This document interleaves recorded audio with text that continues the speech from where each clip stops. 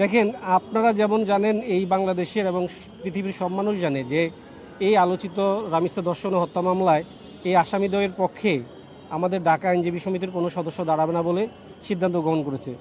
ঠিক এই সময়ে এমতো অবস্থায় এই ধরনের একটা চাঞ্চল্যকর মামলা বিচার কার্য শুরু করার জন্য আসামির পক্ষে একজন আইনজীবী প্রয়োজন ছিল।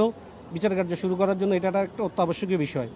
এবং যেহেতু আসামির পক্ষে কোনো লয়ার নাই, সেহেতু সরকারকে, এই বাংলাদেশ সরকারকে যদি এই বিচার কার্য চালাইতে হয় এবং এই ধরনের একটা চাঞ্চল্যকর মামলার বিচারের নজির সৃষ্টি করে যেন সমাজে, দেশে এই ধরনের অপরাধের পুনরাবৃত্তি না ঘটে, সেজন্য বাংলাদেশ সরকার চেয়েছিল এই মামলাটা অতি দ্রুত নিষ্পত্তি করতে। এই নিষ্পত্তি করার জন্য একজন আইনজীবী প্রয়োজন ছিল।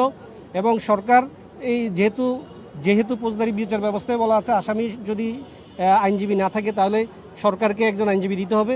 সেই হিসাবে বাংলাদেশ সরকার আমাকে এই আসামিদের পক্ষে আত্মপক্ষ সমর্থনমূলক কোনো যদি বক্তব্য থাকে আসামিদের, সেটা বিজ্ঞ আদালতে উপস্থাপন করার জন্য আমাকে নিয়োগ প্রদান করে আমি ওই বাংলাদেশ সরকার কর্তৃক আদিষ্ট হয়ে নিয়োগপ্রাপ্ত হয়ে এই আসামিদের পক্ষে যদি কোনো ধরনের যুক্তিতর্ক থাকতো বা কোনো ধরনের আত্মপক্ষ সমর্থনমূলক বক্তব্য থাকতো সেটা বিজ্ঞ আদালতে উপস্থাপন করতাম।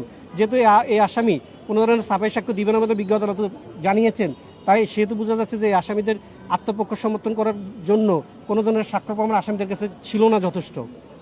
এবং আসামি নিজেই বিজ্ঞ আদালতে গতকালকে দোষ স্বীকার করেছে।